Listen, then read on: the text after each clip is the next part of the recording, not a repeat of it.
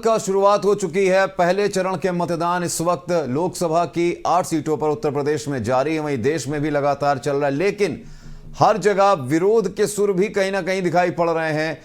आज 8 लोकसभा की बात की जाए अगर, तो उन 8 लोकसभाओं में इस समय वोटिंग की जा रही है, वोटिंग जारी है। वोटिंग के दौरान अगर बात की जाए तो इस वक्त की अगर बात करें तो वहां पर कई जगहों पर बहिष्कार देखने को मिला है और वोट प्रतिशत अगर बात की जाए 9 बजे तक जो था वो 12.22% मतदान अभी तक हुआ है इन 8 जगह पर। जहां पर आज हमारे साथ प्रथम चरण के इस चुनावी रण में एक खास मेहमान हमारे साथ जुड़ चुके हैं। हमारे साथ इस वक्त बीजेपी से संजय कटियार जी मौजूद हैं। संजय जी, बहुत बहुत आपका स्वागत है। संजय जी, आज प्रथम चरण का आखिरकार आगाज हो चुका है, चुनावी रण की बात की जा रही है और मतदान भी लोकसभा उत्तर प्रदेश की अगर बात की जाए 8 सीटों पर मतदान जारी है। लेकिन सबसे बड़ी बात अगर देखी जाए तो सुबह 9 बजे तक जो मतदान का प्रतिशत है वो कहीं ना कहीं बहुत कम देखने को मिल रहा है। आखिर इसका कारण क्या कह सकते हैं, क्योंकि सुबह 7 बजे से वोटिंग जारी है। देखिए, मतदाता का जो ट्रेंड है अपने देश में वोट करने का, उत्साह में कमी नहीं है, मगर जो सुबह कभी अक्सर देखा गया हर चुनाव में सुबह 9 बजे तक थोड़ा कम रहता है।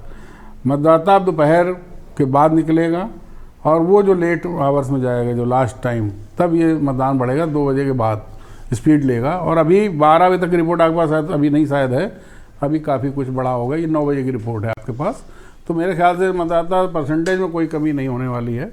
अच्छा, लेकिन जिस तरीके से अभी जल्दबाजी होगी कहना कि वोट परसेंटेज, लेकिन जिस तरीके से अगर बात की जाए तैयारियों को लेकर, एक तरह से चुनाव आयोग ने बहुत अच्छी तैयारियां की हैं, लेकिन यहाँ पर भी कई जगहों पर देखा जाए तो जो मतदाता हैं वो अभी भी विकास के कई ऐसे मुद्दे हैं जिनको लेकर विरोध दर्ज करा रहा है। अगर बात की जाए पीलीभीत में 2 जगह ऐसी हैं, 2 गाँव ऐसे हैं। बख्शपुर गाँव की अगर बात की जाए और उसी जगह पुरैना गाँव की अगर बात की जाए तो वहां पर विकास कार्यों को लेकर ग्रामीणों ने मतदान का बहिष्कार किया। इसका मतलब यह है कि इन गांवों में शायद अभी तक विकास कार्य शायद पहुंचा ही नहीं है, जिसके लिए मतदान का बहिष्कार हो रहा है। देखिए, ये लोकसभा चुनाव है, आप भी जानते हैं, और लोकसभा चुनाव और चुनाव के मौसम में हर तरह की स्थिति होती है। आदमी विपक्ष को चाहिए तो नाली की भी बात उठाने लगेगा, खरंजे की बात उठाने लगेगा, पर्सनल विवाद होगा। अभी एक मैं सुन रहा था आपसे कि दीवार बना दी, उसका विरोध कर रहे हैं, रास्ते में दीवार बना दी, ग्रामीण उसका विरोध कर रहे हैं। निश्चित ही ग्राम पंचायत स्तरीय कोई विषय है, किसी के व्यक्तिगत किसी के ज़मीन पर दिक्कत आई होगी, कानूनी पचड़ा होगा, अब वो दीवार बनाई तो उसका मौका कहीं बनाने का, चुनाव गए ऐसा कर लो। ये सब कोई राजनीति सोची समझी राजनीति तहत है, वो विषय है। दूसरा नहीं, लेकिन अगर मान लीजिए आप ये कह रहे हैं, अगर आपने ये बात उठाई है, आप ये कह रहे हैं कि वहाँ विकास कार्यों की बात नहीं, यहाँ पर विपक्ष की बात आपने करी कि दीवार बनाने का काम विपक्ष की तरफ से किया गया। लेकिन एक चीज बताइए कि गाँवों में जब पूरे ग्रामीण एक मुश्त होके, एक साथ होके, एकत्रित होके अगर चुनाव का बहिष्कार कर रहे हैं तो कहीं ना कहीं ये मसला सिर्फ 1-2 परिवारों का आपस का नहीं हो सकता, पूरा गांव इस समय मौजूद है। अभी देखिए, हम लोग स्टूडियो में ये कह नहीं सकते 100% वोट डालने नहीं जा रहे, ठीक है, कुछ ग्रुप होंगे जो उसका विरोध कर रहे हैं, वो जमा होंगे, तो प्रशासन लगा हुआ समझिएगा, समस्या का समाधान करेंगे निश्चित रूप से। अगर वो दीवार अवैध है तो निश्चित रूप से हटा के उनकी समस्या का समाधान प्रशासन करेगा। अगर मौके पर है वही देख पाएंगे। चलिए, वो तो चलिए दीवार की बात हो गई, लेकिन पुरैना गांव में, जो पीलीभीत का पुरैना गांव में, वहां तो पुल निर्माण को लेकर का विषय आया, ठीक है, हो सकता है मांग बहुत पुरानी रही होगी, लंबित होगी, उस पर कुछ ना कुछ फाइल कार्य चल रही होगी, नहीं बन पाया होगा, अभी निर्माण नहीं हुआ होगा। मौका है विरोध करने का, जायज है, मांग करना कोई बुराई नहीं है, लोकतंत्र है, मांग कर सकते हैं। लेकिन अब ना समझिए कोई इनको हवा दे रहा होगा वोट न डाले, तो उस पर प्रशासन उतना काम करेगा, उनको समझाएगा, भी मेरे ख्याल से निष्कर्ष आ जाएगा, नहीं, लेकिन ये कई जगह की तस्वीरें हैं। मुजफ्फरनगर की अगर बात की जाए तो मुजफ्फरनगर में भी टंडेड़ा गांव है जहां पर लोगों ने मतदान का बहिष्कार किया है। वहां पर भी रोड निर्माण नहीं हुआ, गाँव वाले जो है वो परेशान चल रहे हैं। तो जिस तरीके की चीजें, तस्वीरें सामने आ रही हैं, आखिरकार मतदाता के पास यही एक समय होता है जब वो अपना विरोध सही से जता पाता है। लेकिन कहीं ना कहीं इस पे वानगी अगर उठाई जाए, इस पे देखा जाए तो कहीं ना कहीं इसकी जो आरोप जो गांवों का लग रहा है, गांव जो मतदाताओं का है, वो सीधा निशाना है जो सरकार है, जो सरकार के नुमाइंदे हैं, जो जनप्रतिनिधि हैं। आखिर देखा जाए तो उत्तर प्रदेश में बीजेपी की सरकार है, गांव वालों की डिमांड आज की नहीं है। अपने सांसद के थ्रू, अपने जनप्रतिनिधियों के थ्रू उन्होंने इस मांग को उठाया होगा। क्यों ऐसा हो रहा है और आखिरकार अब जब मौका है तो क्यों इसको दूसरे तरीके से देखा जा रहा है? नहीं, हो सकता कोई तकनीकी समस्या रही हो, पुल का निर्माण है, बड़ा विषय है, कुछ प्रोसेस चला होगा जरूर समय से, अभी इस समय नहीं हो पाया तो उसको अभी उठा दिया। चुनाव के पहले बन गया तो कोई मुद्दा नहीं था, मगर वो प्रोसेस में होगा, नहीं हो पा रहा है इसलिए सवाल उठाया गया। मगर विकास नहीं हो रहा है, विकास हो ही नहीं रहा है, ये तो कोई वजह ही नहीं है कहने का।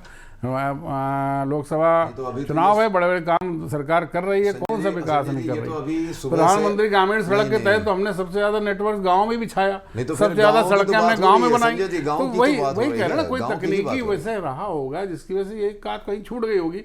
नहीं, इतना बड़ा देश है, इतना बड़ा उत्तर प्रदेश है, तो ऐसा नहीं है कि विकास। प्रधानमंत्री सड़क योजना सबसे बड़ी योजना है, आज गांव गांव हर हाईवे से जुड़ा हुआ है, आप कहीं भी उठा के चले जाइए, आप स्मूथ ड्राइविंग तो जा सकते हैं। धीरे धीरे अभी ये तस्वीरें शाम तक आनी और शुरू जी, होंगी, कहाँ हाँ, हुआ कहीं है। अच्छा, एक मुजफ्फरनगर की होगा। अगर बात चल रही है, मुजफ्फरनगर की बात चल रही है, तो वहां पर एक मसला अभी अभी सामने आया, आपने सुना भी कि जो सपा प्रत्याशी वहां पर हैं अरिंदर मलिक, उन्होंने ये मामला उठाया है, चुनाव आयोग में शिकायत दर्ज कराई है कि वहां पर बूथ कैप्चरिंग की जा रही है बीजेपी के जो वहां पर एजेंट हैं उनके द्वारा। इस पर क्या कहेंगे? देखिए, आरोप लगाना आसान है, भाजपा को बूथ कैप्चरिंग की जरूरत नहीं है। बूथ कैप्चरिंग जरूरत पड़ा करती समाजवादी पार्टी को। बैलेट वोट होता तो ये लूट भी ले जाते थे, लूटते भी थे, आप लोग भी दिखाते थे, इनके लखैट गुंडे बैलेट बास उठा ले जाते थे, बैलेट पेपर उठा ले जाते थे। आज ईवीएम से चुनाव हो रहा है तो उनको समस्या है तो कुछ भी कह सकते हैं। हमारा एजेंट क्यों? अरे पब्लिक वोट दे रही है, हमारे काम पर दे रही है, हमारे विकास पे दे रही है, हमारी योजनाओं पे दे रही। खाली एक राम मंदिर मुद्दा नहीं है। लोग कहने लगते राम मंदिर बना इसलिए बात वोट मांग रहे। अरे भाई, हमने हाईवे भी बनाए, हमने हवाई अड्डे बनाए, हमने एम्स बनाए, हमने सड़क बड़ी बड़ी सड़कें गाँव को जोड़ा। कौन सा काम? उज्ज्वला गैस दी, लोगों को गरीबी जीवन से स्तर से ऊपर उठाया, 25 करोड़ लोगों को गरीबी रेखा से बाहर निकाला भाई सब। तो ये काम है, तो इस पे विपक्ष कुछ भी कहे, वो लूट रहे हैं भाई, हमारे एजेंट जरूरत नहीं है लूटने की। नहीं, लेकिन जिस तरीके से लेकिन जिस तरीके से मुजफ्फरनगर में जो आपके कैंडिडेट हैं उनका जिस तरीके से विरोध चल रहा था, जिस तरीके से वहां पर बीजेपी के लिए थोड़ा सा असमंजस की स्थिति है, और जिस तरीके से अरिंदर मलिक ने वहां पर मामला ये उठाया है सपा प्रत्याशी ने कि वहां पर वोटर्स के साथ मारपीट की जा रही है, वोटर्स को डराया धमकाया जा रहा है, उन्हें वोट नहीं डालने दिया जा रहा है, इस पर क्या कहेंगे? तो मुझे लगता है किसी विशेष तुष्टिकरण के तहत होंगे, मुझे वो जमीनी अभी दिखाई नहीं दिया, किससे नाम नहीं लिया उन्होंने। मुझे लगता है निश्चित रूप से तुष्टिकरण की बात कर रहे हैं, कुछ लोग होंगे गुंडागर्दी बदमाशी कर रहे हैं, प्रशासन ने लड़काया होगा, फर्जी वोटिंग के लिए बहुत कोशिश करते हैं ये लोग, उस पर ये निश्चित, इसलिए समाजवादी पार्टी के नहीं। अच्छा, अगर आप ये फर्जी वोटिंग की बात कर रहे हैं तो जब प्रशासन वहां पे मुस्तैद है, लोग मुस्तैद हैं, तो फर्जी वोट कैसे डाल पाएंगे? कोशिश की ना, इसीलिए विरोध हुआ, और विरोध हुआ तो उनको लगने लगा साहब जो है हमको पीट रहे हैं। पीट तो पीटेंगे ही, आप फर्जी वोट करने डलवाने जाओगे तो पीटे जाओगे, जेल जाओगे अगर पकड़ गए। नहीं, लेकिन उनका सीधा आरोप जो है वो देखा जाए तो बीजेपी के जो वहां पर लोग हैं, एजेंट्स जो हैं, उनके ऊपर आरोप है ये। हाँ, वो कह भाई, और किस पे लगाएंगे आरोप? किस पे? प्रशासन से लेंगे, प्रशासन उनको बोलेगा कि बताइए कहाँ दिक्कत है। लेकिन आरोप लगाना आसान है ना, कुछ भी कर दो। इसमें रूलिंग पार्टी के किसी बूथ अध्यक्ष पर, किसी एजेंट पर आप लगा दो, अभिकर्ता पर, यही उनको मिल पा रहा है। और ये मुद्दा इनके पास कुछ है नहीं, असली बात ये है, तो परेशान है। तो कह दो साहब बीजेपी एजेंट को क्या जरूरत है बूथ लूटने की? भाई हम तो वोट डलवाएंगे, हम तो वोट डालने के लिए प्रेरित कर रहे हैं, घर घर अपने हमारे कार्यकर्ता जाके फोन करके मिलकर वोट डलवाने के लिए ला रहे हैं। हम बूथ में लूट रहे हैं, और इसकी बात क्यों करेंगे? अच्छा, कैराना में भी अगर देखा जाए तो सपा की तरफ से, समाजवादी पार्टी की तरफ से एक्स पर पोस्ट ये किया गया कि वहां पर मतदान की गति जो है धीमी, और शायद प्रशासन के ऊपर आरोप लगाया वहां पे कि प्रशासन वहां पे वोट नहीं डालने दे रहा है। इस पर क्या कहेंगे? कैराना में आपको याद होगा बहुत पलायन हुआ करता था योगी जी के आने के पहले, और एक हमारा बहुसंख्यक वर्ग पलायन करता था, मकान बेच करके जाते थे, और जिस वजह से जाते उसकी चर्चा आप करना ठीक नहीं है, समझने वाले समझ जाएं। आज वो पलायन बंद हो चुका है, आज हमारा पलायन रुक गया। योगी का सुशासन की ताकत से वहाँ सुरक्षा है, आराम से आदमी वोट कर रहा है, तो ठीक है, उनको लग रहा होगा विपक्षी वोट कम पड़ रहा है, जो ज्यादा डालने जाते थे फर्जी वो नहीं डाल रहे। लेकिन कैराना वाला मामला जो है पलायन का, वो तो बहुत पीछे निकल गया है अगर उसकी बात की जाए। और कहीं ना कहीं जो समिति बनी थी, समिति की रिपोर्ट जो आई थी, समिति की रिपोर्ट ने भी साफ कर दिया था कि कैराना का जो पलायन की बात की गई थी वो महज एक शिगुफा था, महज एक बातचीत थी, पलायन के नाम की कोई चीज ही नहीं हुई। इस पर क्या कहेंगे? देखिए, हमें तो लगता है, देखिए कई बार क्या तो विषय सरकारी आंकड़ा अलग हो जाता है, व्यवहारिक आंकड़ा कुछ हो जाता है। मकान के सामने मकान मालिक खुद लिखे हुए मकान बिकाऊ है, पूछो क्यों बिकाऊ है, कहीं यहाँ परेशान कर रहे हैं लोग, यहाँ के लोग स्थानीय गुंडे। तो उन चीज़ों का वो भी तो सच्चाई है, वो भी आपके कैमरे में आके बोल रहे थे, तो क्या वो झूठ बोल रहे थे मकान मालिक? ऐसा थोड़ी है, कोई चीज़ नहीं हो, कहाँ उठाया तकनीक से क्या घुमा दिया प्रशासन, अलग बात है, लेकिन पलायन वहाँ हो रहा था और बिल्कुल गलत कारणों से हो रहा था। एक तबके के द्वारा कराया जा रहा था ज़बरदस्ती, डरा कर धमका कर। अब वो चीज़ें बंद हो गई इस तरह से और बराबर बंद है। अब वोट पड़ रहा है और वोट धीमा तेज होता रहता है, होगा, वोटिंग हो रही है, कोई ऐसी बात नहीं लग रही। ठीक है, जो बल्क में डालते तो गायब है, वो नहीं है जी जी। फिलहाल अच्छा आपको क्या लग रहा है कि इस बार जो अभी मतदान क्योंकि जारी है और शाम तक स्थिति जो है वो थोड़ा थोड़ा तस्वीरें साफ होना शुरू हो जाएंगी, क्या उम्मीद लग रही है जो 8 सीटें हैं उन पर? देखिए, ये उत्तर प्रदेश की 8 सीटें हैं, हम बिल्कुल 8 सीटों पर बिल्कुल चुनाव जीत रहे हैं। हमारा 80 का लक्ष्य है और 8 जीतेंगे और जनता पूर्णतया हमारे साथ है। ये छोटी मोटी घटनाओं, छोटी मोटी बातों में हमें ध्यान देने की आवश्यकता नहीं है, ये चलता रहता। 100% वोट किसी को नहीं होता, लेकिन हमारा वोट 52% हमको वोट मिलने वाला है और हम 8 सीट जीतेंगे उत्तर प्रदेश में, तो पक्का जहाँ बैठे हैं। अच्छा, लेकिन जिस तरीके से जो विरोधी आपके हैं, जो विरोधी दल हैं, जो इंडी गठबंधन है, इंडी गठबंधन की तरफ से लगातार ये मसला उठाया जा रहा था कि इस बार विकास के मुद्दों पर घेर लेंगे हम सरकार को, और विकास के मुद्दों पर कहीं ना कहीं जिस तरह से हमने सवाल किया आपसे कि विकास के मुद्दों को लेकर जनता का जो ये विरोधी स्वर निकल कर सामने आ रहा है धीरे धीरे करके, कहीं ऐसा तो नहीं कि जो इंडी गठबंधन के लोग हैं, जो आपके विरोधी हैं, उनकी बात कहीं सच होने वाली, सत्य होने वाली? अच्छा, तो इंडी गठबंधन वाले ये बता पाएंगे कि उन्होंने क्या विकास किया या उनका क्या रोड मैप है? आज तक तो बताया नहीं, ना इनके नेता राहुल गांधी ने, ना इनके नेता अखिलेश यादव ने, ना इनकी नेता ममता बनर्जी ने। किसी ने भी, किसी भी गठबंधन के किसी भी लालू यादव के बेटे घूम रहे हैं, किसी ने भी, एक परिवारवादी पार्टी लोग घूम रहे हैं गठबंधन बनाकर। इन्होंने कभी ये रोड मैप नहीं बताया कि देश का विकास हम ऐसे करेंगे या मेरी ये योजनाएं इनको हम ऐसे इम्प्लीमेंट करेंगे। सिर्फ विरोध के लिए विरोध करना और मोदी हटाओ का नारा देना, और इन्हें कुछ नहीं आ रहा है, इनके पास कुछ है नहीं। आप बताइए, इनको विकास नहीं दिखता? 70 साल में हमने 140 कर दिए, दुगने कर दिए 10 साल में। रोड रेलवे ट्रैक दुगना कर दिया 10 साल में। रोड का निर्माण, हाईवेज का निर्माण दुगनी गति से होने लगा, दुगने किलोमीटर बढ़ा दिया 10 साल में। हमने मेडिकल कॉलेज दिए, हमने हवाई अड्डे दिए, जेवर जैसा इंटरनेशनल एयरपोर्ट, कानपुर का एयरपोर्ट आप देख लीजिए क्या दुर्दशा थी, एक हवाई जहाज नहीं उड़ता था, आज 4 फ्लाइट उड़ रही, शानदार एयरपोर्ट बना हुआ है।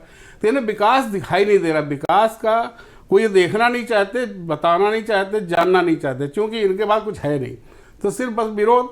अरे भाई, इनके नेता जाकर के पाकिस्तान में बैठ के कहते हैं मोदी हटाओ, 19 में गए थे मणिशंकर यही कहने कि साहब मोदी हटाओ। अरे क्या पाकिस्तान वाले मोदी को हटाएंगे? अरे भाई, जनता जनार्दन है, जनता वोट कर रही है तो मोदी हैं, मोदी जी चुने हुए प्रधानमंत्री हैं और फिर तीसरी बार बनेंगे। जनता उनके साथ है, हमारे विकास के साथ है, अच्छा, एक तरफ भारत के स्वाभिमान के साथ है। एक तरफ तो वोट चल रहा है, एक तरफ तो देखा जाए यूपी की जो 8 लोकसभा सीटें हैं उन पर मतदान जारी है, लेकिन दूसरी तरफ आज वहां पर देखा जाए तो चुनावी रैली कर रहे थे अमरोहा में प्रधानमंत्री नरेंद्र मोदी, तो वहां पर उन्होंने चुनावी रैली के दौरान उन्होंने सीधा निशाना साधा है राहुल गांधी और अखिलेश यादव पे कि 2 जो लड़के हैं यूपी के वो फिल्म की शूटिंग में बिजी थे और कहीं ना कहीं उन्होंने बहुत सारे अपने जो वायदे थे उनको गिनाया वहां पे। तो आपको बता दें कि अगर आप अमरोहा में अगर इस तरीके से देखा जाए तो आज जो किस तरीके की देखा जाए तो जो आप लगता है आपको क्योंकि वहां भी वोटिंग पड़नी है? नहीं, देखिए, प्रधानमंत्री जी अभी 2 लड़के, पहले बात तो लड़के शब्द अब कह रहे हैं हम लोग, क्योंकि मीडिया भी बहुत उनको 2 लड़के ही कहता है, तो हम लोग जमान पे आ गया। वरना 53 साल का कौन सा लड़का होता है अनुराग जी? 53 साल का लड़का होता है, आप बताइए। अधेड़ आदमी, अधेड़ से ज़्यादा। और 50 साल के अखिलेश यादव, वो भी लड़का नहीं है। लेकिन अब 2 लड़के पहले 2019 में भी आए थे, क्या किया? नीलमटा सन्नाटा, 4-5 सीट उनके पास, 1 सीट उनके पास। आज हालत ये है कांग्रेस की, जिनके जो उनकी गोद में बैठे घूम रहे हैं। सोनिया जी एक चुनाव लड़ती भी थी अपने खानदानी गांधी परिवार की, वो भी राज्यसभा में डर के मारे भाग गई। राहुल गांधी वायनाड चले गए, यहाँ चुनाव हार जाए, स्मृति ईरानी से डर के मारे भाग गए। अमेठी, रायबरेली, आज तक अभी इन्होंने प्रत्याशी नहीं बता पा रहे कि किसको लड़ाएंगे। तो ये स्थितियाँ इनकी बड़े भयंकर से, हार पहले ही मान चुके हैं, ये इन्होंने वॉक ओवर कर चुके हैं गठबंधन। ये ना गठबंधन कहीं है, मैं पहले कई बार आपकी डिबेट में कह चुका हूँ, ये इनविजिबल है, दिखाई नहीं दे रहा। डिफॉल्टर लोगों का गठबंधन है, भ्रष्टाचारियों का गठबंधन है, नेग्लेक्टेड बाय द पीपुल है, और केवल इंडिविजुअल हितों के लिए ये जुड़ा हुआ है, निजी स्वार्थों के लिए जोड़ा गया ये गठबंधन है, वो अलायंस है, जनता खूब समझ रही है। और गठबंधन सरकारें, अनुराग जी बताऊं, गठबंधन सरकारों का खूब अनुभव